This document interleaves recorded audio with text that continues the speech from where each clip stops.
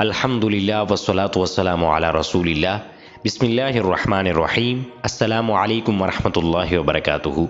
آج کی ہماری حدیث کا عنوان مرغی اور گدے کی آواز سن کر کیا کہا جائے، کیا پڑھا جائے۔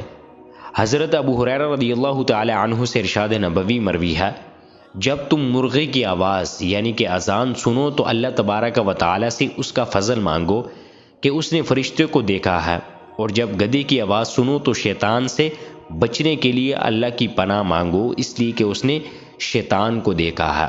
اب حدیث مبارکہ کی تشریح سے معلوم ہوتا ہے کہ مرغا فرشتوں کو دیکھ کر اذان دیتا ہے، اس لیے اس وقت دعا کی ترغیب دی گئی ہے کہ اس امید پر کہ فرشتہ آمین کہہ دے آپ کی دعا پر تو دعا قبول ہو جائے گی۔ اس سے یہ بھی معلوم ہوا کہ اللہ تبارک و تعالیٰ کے نیک بندے، کیونکہ فرشتے تو نور علی نور ہیں، وہ اللہ کے نور سے پیدا کیے، نورانی مخلوق ہے، تو ان کی دعا قبول ہوتی ہے۔ اسی طرح اللہ کے نیک بندے، انسان، عالم دین، علماء، جو متقی پرہیزگار، ان کے پاس جا کر دعا مانگنا چاہیے، انہیں دعا کے لیے کہنا چاہیے، تو اللہ کے تبارک و تعالیٰ دعا قبول فرماتا ہے۔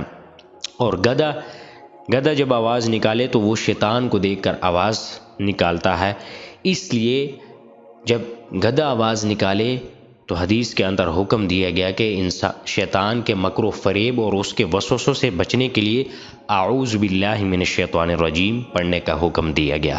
اور دیگر حدیث کے اندر کتے کی آواز بھی سن کر اس کو بھی وہ انسان کو وہ اعوذ باللہ پڑھنا چاہیے۔ اللہ تبارک و تعالی ہمیں ان احادیث کے وہ صحیح معنوں میں عمل کرنے کی توفیق عطا فرمائے، اور اسے اپنے دوستوں کے درمیان لازمی شیئر کریے گا۔ اللہ تبارک و تعالی دنیا اور آخرت کی کامیابیاں عطا فرمائے تمام مسلمانوں کو۔